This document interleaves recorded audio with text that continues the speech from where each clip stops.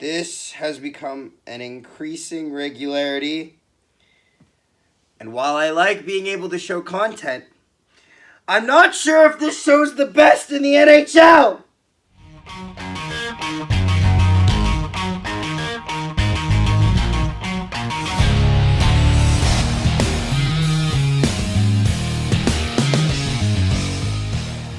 Good morning, afternoon, and evening, ladies and gentlemen. My name is Zachary Nolan. Carter Nolan is behind the camera. Once again. Welcome back to Goal or No Goal. So let's get into this, shall we? So it's a little different today. We don't have an assortment. Obviously, we have our clips of supporting evidence down low in the link, with the links down below.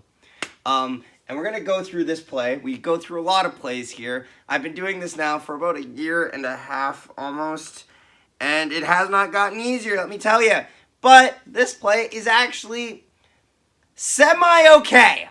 It's semi-okay, but let's talk about why, shall we? I got a couple of supporting instances that really thickens the plot in this story. So, if anyone didn't know and they were living under a rock last night, looking at you, Patrick Starr, but last night,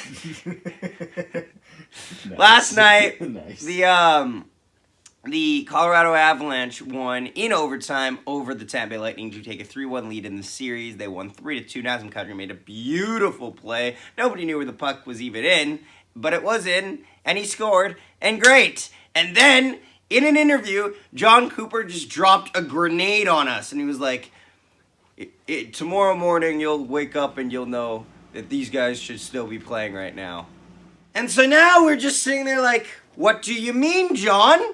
Can you elaborate, John? And John Cooper pretty much said, no, I can't. So, alright, so we had to go looking for this, and what was he talking about? He was talking about the fact that the Avalanche had too many men, apparently. So let's go through this. They have one guy here, and no, we're not talking about the goaltender. There's a player stick right in the corner, top left right here, and Kemper's there. Kemper actually throws a pass up to player number 2, who then sling a pass to Nazem Kadri, who's labeled player number 4. Player number 4 is Nazem Kadri. He was being replaced. He was replacing player number 6, who's at the bench right now. So that means that they have 6 guys on the ice. This should be an open and shut case, except for the fact that Rule 25-1 or 24-1 pretty much talks with this. Also, too, let's first talk this. They put on the score sheet 7 numbers, because they have to include the number of the goaltender on the ice, because that is relevant. But they included 7 numbers. So they do. Which is a bit, if you're a Lightning fan, at this point, you're just drawing the red tape next to things and pointing like, what does it mean? So, yeah, he alluded to a too many men on the ice. This is literally when Kadri's making the move in the final defender. The guy still isn't off the ice yet. However, let's talk about too many men on the ice. Rule 71. So, when a player is retiring from the ice service and is within 5 feet limit of his player's bench and his substitute is on the ice, then the retiring player shall be considered off the ice for the purposes of Rule 70, leaving the bench. So, this is the thing. That's within 5 feet. And also, for insult to injury, also too, simultaneously at the same time, he is within 5 feet, and also he is away from the play. So therefore, his presence on the ice is a complete non-factor. Also, if we're getting really meticulous about it, the Lightning had 7 people on the ice for a very short, limited time, about 2 seconds afterwards. And here's how you can still tell, because you can still see the outlines of where they used to be. Bench open there, and the Lightning have their defenders there. So, also here's one of the things too. A too many men on the ice penalty is a judgment call that can be made by any of the 4 on-ice officials. Following the game, hockey operations met with the 4 officials, as is their normal protocol. In discussing the game-winning goal, each of the 4 officials advised that they did not see a too many men on the ice penalty. The call is not subject to video review, either by hockey operations or the on-ice officials. Worth noting, which is important because people don't know this, it's not just the referees. Anybody can call a too many men on the ice penalty. It's the only penalty that a linesman actually has jurisdiction in calling.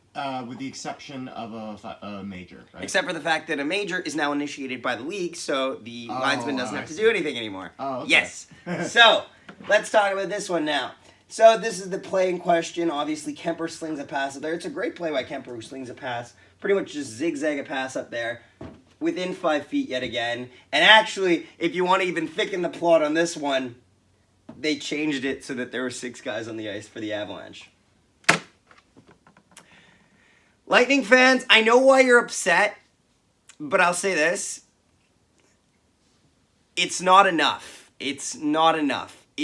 Trust me, I understand that they had 6 guys on the ice at a time. They did, but the time that they had 6 guys, on the ice, it wasn't at a point where it could be legally considered having 6 guys on the ice. This is why sometimes people don't, this is actually one of the rare instances where they actually have a rule that can tell the team why they called it a certain way, which actually makes this one of the most conclusive goals we're ever going to do.